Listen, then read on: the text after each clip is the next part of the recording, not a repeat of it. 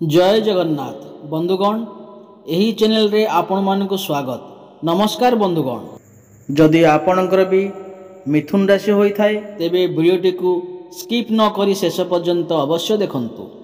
2025 वर्ष आपणक पई किपरि रहिबो एहा आपणकु विभिन्न प्रकारर समस्या विषय रे अवगत कराइबो। आपण किपरि आर्थिक क्षेत्र रे फलाफल हासिल करिवे, आपण चाकरी रहिबो किंबा बदलिबो, व्यवसाय रे की प्रकार परिवेश रहिबो, आपणक वैवाहिक जीवन किपरि रहिबो, पारिवारिक संपर्क आंतरिकता सृष्टि करिबो किंबा तिक्तता एवं द्वंद्व बुद्धि पाइबो, आपण पिलामानंक भविष्य किपरि रहिबो, आपणक प्रेम जीवन रे अवस्था कौन हेबो, आपणकर स्वास्थ्य किपरि रहिबो, एही समस्त क्षेत्र विषय रे अधिक जानिबाकु चाहुथिले एही चैनलटी को सब्सक्राइब कर दियंतु।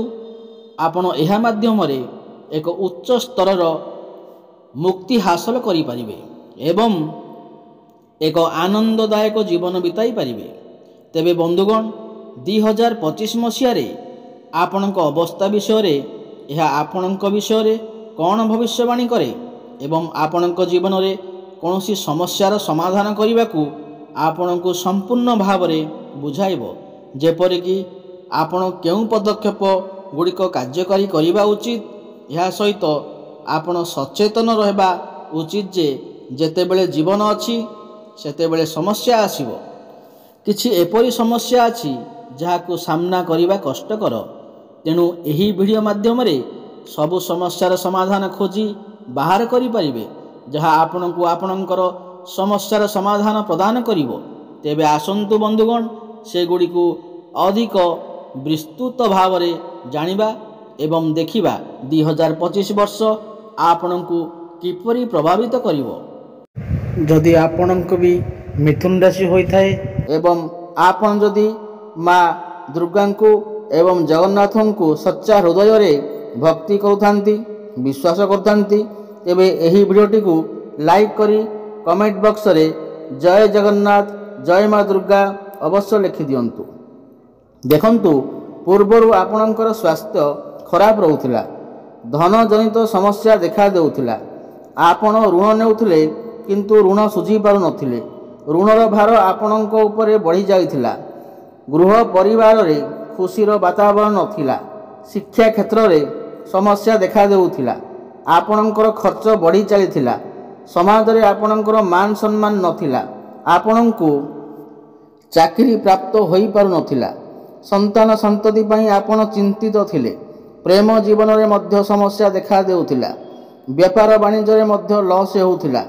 तेबे जहा भी समस्या आपणक जीवन रे चलीथिला ताहा एबे दूर हेबाकू जाउअछि, आपणक जीवन रे पुणी थरे खुशी फेरिबाकू जाउअछि, आपणक जीवन रे नूतन सूर्य हृदय हेबाकू जाउछंती। देखंतु शुक्रंकर राशि परिवर्तन हेउअछि।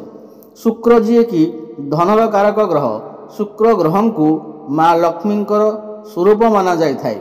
शुक्र ग्रह आपणकर द्वादश स्थिति रे थिले, किंतु वर्तमान शुक्र आपणकर लग्न भाव रे मालव्य नामक राजयोग निर्माण करुछंती एवं आपणकर धन स्थान को चलन करिवे। बुध सूर्य मध्य आपणक लग्न भाव को चलन करिवे एवं बृहस्पति मध्य बक्री हेबाकू जाउछंती, जहा फल रे आपणकर सप्तम भावर फल देबाकू जाउछंती। बंधुगण आपणकर लग्न भाव रे मालव्य नामक राजयोगर निर्माण होई अछि, जहा कि बहुत श्रेष्ठ एवं उत्तम माना जाय थाए। काल पुरुषर कुंडली रे मालव्य नामक राजयोगरु बहुत श्रेष्ठ विचार करा जाय थाए। एही समय रे आपणक संसारर समस्त सुख प्राप्ति हेबो। शुक्र हेउचंती भौतिक सुखर कारक ग्रह, आपणक समस्त प्रकारर भौतिक सुख प्राप्ति हेबो। एही समय रे आपणकर चेहरा रे निखार आसीबाकू लागिबो, आपण सुंदर देखिबाकू लागिबे। पूर्वरु जदि आपणकर किछि समस्या रहिथिला तेबे सेथिरे मध्य सुधार हेबाकू आसीबो एवं शुक्र हेउचंती धनर कारक ग्रह, आपणकू आकस्मिक धन मध्य प्राप्ति हेबो, प्रचुर धन मध्य प्राप्ति होई पारे, चारिदिगरु आपणकू लाभ ही लाभ प्राप्ति हेबो। एही समय रे आपण କୌଣସି ଯାନବାହନ, ଭୂମି ଅଥବା ଜମି, ପ୍ରପର୍ଟି ଇତ୍ୟାଦି କିଣିବା ପାଇଁ ମନ ବଳେଇ ପାରନ୍ତି। ପ୍ରେମ ଜୀବନ ପାଇଁ ଏହି ସମୟ ଅତ୍ୟନ୍ତ ଶୁଭ ଅଟେ। ଏହି ମାସ ଠାରୁ ଆପଣଙ୍କର ପ୍ରେମ ଜୀବନରେ ସୁଖ ଫେରି ଆସିବ। ପୂର୍ବରୁ ଯଦି ଆପଣଙ୍କର ପ୍ରେମ ଜୀବନରେ କିଛି ସମସ୍ୟା ଲାଗି ରହିଥିଲା, ସେଥିରେ ମଧ୍ୟ ସୁଧାର ଆସିବ। ଆପଣ ଦୁଇ ଜଣଙ୍କ ମଧ୍ୟରେ ଭଲ ପାଇବା ବଢ଼ିବ। ଆପଣ ଏହି ସମୟରେ ବହୁତ ଇମୋସନାଲ ରହିବେ, ବହୁତ ରୋମାଣ୍ଟିକ ସ୍ୱଭାବର ଦେଖାଯିବେ। ଆପଣ ଆପଣଙ୍କର ପାର୍ଟନରଙ୍କ ସହିତ କୌଣସି ସ୍ଥାନକୁ ବୁଲିବାକୁ ଯାଇପାରନ୍ତି, କାହିଁକି ନା ଭ୍ରମଣ ସୁଖ ମଧ୍ୟ ଆପଣଙ୍କୁ ପ୍ରାପ୍ତି ହେବ। ଏବଂ ଶୁକ୍ର ଏଠାରେ ବସି ଆପଣଙ୍କର ସପ୍ତମ ଭାବକୁ ଦେଖୁଛନ୍ତି ଏବଂ ଦେବଗୁରୁ ବୃହସ୍ପତି ମଧ୍ୟ ବକ୍ରି ହୋଇକରି ଆପଣଙ୍କର ସପ୍ତମ ଭାବର ଫଳ ଦେବେ। ଏହି ସମୟରେ ଆପଣଙ୍କର ବିବାହ ହୋଇପାରେ। ଯେଉଁମାନଙ୍କର ବିବାହ ହୋଇପାରୁନଥିଲା, ସେମାନେ ବହୁତ ଅଧିକ ଚିନ୍ତାରେ ଥିଲେ, ତ ସେମାନଙ୍କର ବିବାହ ଯୋଗ ମଧ୍ୟ ଖୋଲିଯିବ।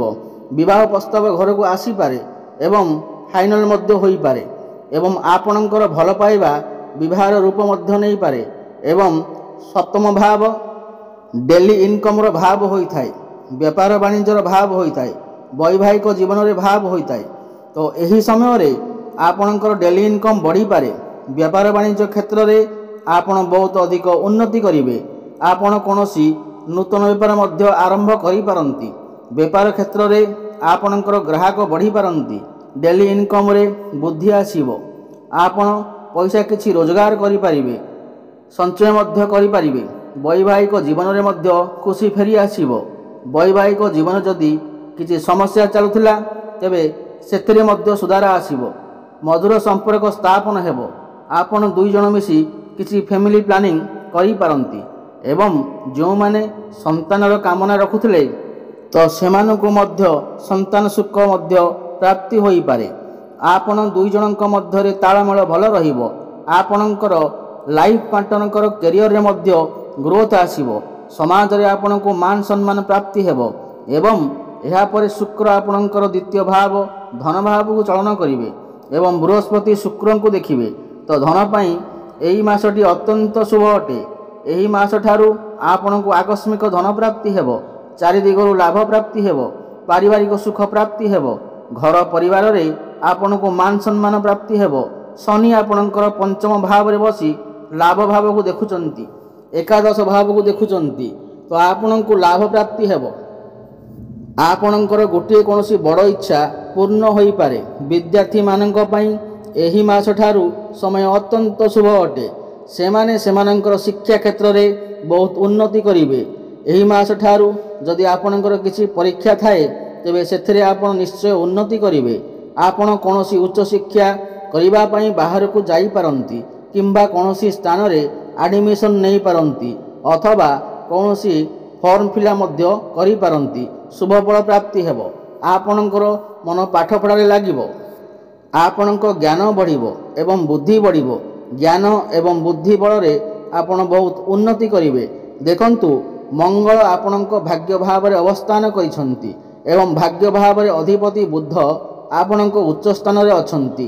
ଏହାପରେ ଆପଣଙ୍କ ଲଗ୍ନ ଭାବକୁ ଚଳନ କରିବେ।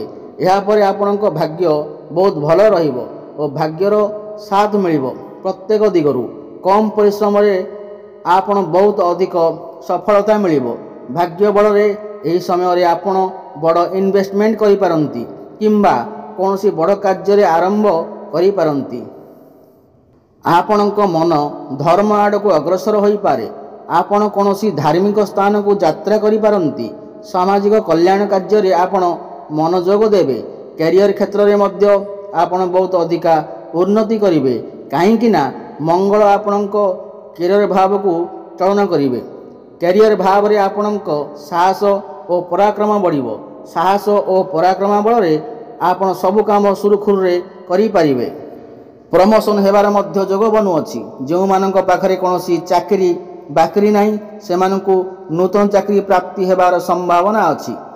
ଉପରିସ୍ଥ ଅଫିସରଙ୍କ ସପୋର୍ଟ ମଧ୍ୟ ଆପଣଙ୍କୁ ପ୍ରାପ୍ତି ହେବ। କର୍ମକ୍ଷେତ୍ରରେ ଆପଣ ଅଜବ ଶାନ୍ତିର ଅନୁଭବ କରିବେ, କିନ୍ତୁ କାହା ସହିତ ଆର୍ଗୁମେଣ୍ଟ କରନ୍ତୁ ନାହିଁ।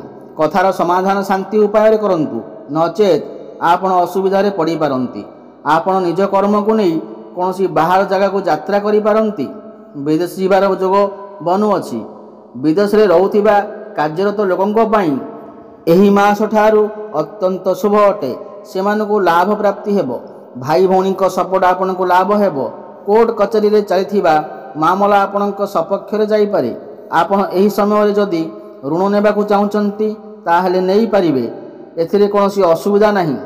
ଆପଣଙ୍କ ମାଙ୍କ ସ୍ୱାସ୍ଥ୍ୟରେ ପରିବର୍ତ୍ତନ ଆସିପାରେ। ମାଙ୍କର ସ୍ୱାସ୍ଥ୍ୟରେ ସୁଧାର ଆସିବ। ମାଙ୍କ ସହିତ ଆପଣଙ୍କ ସମ୍ପର୍କ ବହୁତ ଭଲ ରହିବ। ପିତାଙ୍କ ସ୍ୱାସ୍ଥ୍ୟରେ ଯଦି କିଛି ଅସୁବିଧା ଥିଲା ସେଥିରେ ମଧ୍ୟ ଅନେକ ମାତ୍ରାରେ ସୁଧାର ଆସିବ। ବନ୍ଧୁଗଣ, ଏହି ମାସଠାରୁ ଆପଣ ସମସ୍ତ କ୍ଷେତ୍ରରେ ଉନ୍ନତି କରିବାକୁ ଯାଉଛନ୍ତି। ତାହା ପ୍ରେମ କ୍ଷେତ୍ରରେ ହେଉ, ବୈବାହିକ କ୍ଷେତ୍ରରେ ହେଉ, ସ୍ୱାସ୍ଥ୍ୟ କ୍ଷେତ୍ରରେ ହେଉ, ଭାଗ୍ୟ କ୍ଷେତ୍ରରେ ହେଉ, ବେପାର ବାଣିଜ୍ୟ କ୍ଷେତ୍ରରେ ହେଉ, ସମସ୍ତ କ୍ଷେତ୍ରରେ ଆପଣ ଶୁଭଫଳ ପ୍ରାପ୍ତି କରିବେ। ଅଧିକ ଶୁଭଫଳ ପ୍ରାପ୍ତି କରିବା ପାଇଁ ମା ମହାଲକ୍ଷ୍ମୀଙ୍କ ଆରାଧନା କରନ୍ତୁ। ମା ମହାଲକ୍ଷ୍ମୀଙ୍କୁ ପଦ୍ମଫୁଲ ଅର୍ପଣ କରନ୍ତୁ ଏବଂ ସୂର୍ଯ୍ୟଦେବଙ୍କୁ ପ୍ରତ୍ୟେକ ଦିନ ଜଳ ଅର୍ପଣ କରନ୍ତୁ। ପ୍ରତ୍ୟେକ ଦିନ ହନୁମାନ ଚାଳିଶା ପାଠ କରନ୍ତୁ। ଆପଣଙ୍କୁ ଶୁଭଫଳ ପ୍ରାପ୍ତି ହେବ। ଯଦି ଆପଣଙ୍କୁ ମୋର ଏହି ଭିଡ଼ିଓଟି ଭଲ ଲାଗେ ତାହେଲେ ଭିଡ଼ିଓଟିକୁ ଲାଇକ୍ କରନ୍ତୁ ଏବଂ ଚ୍ୟାନେଲଟିକୁ ସବସ୍କ୍ରାଇବ୍ କରନ୍ତୁ। ଜୟ ଜଗନ୍ନାଥ। ପୁଣି ଦେଖା ହେବ ଆଗାମୀ ଭିଡ଼ିଓରେ। ରହୁଛି, ଧନ୍ୟବାଦ।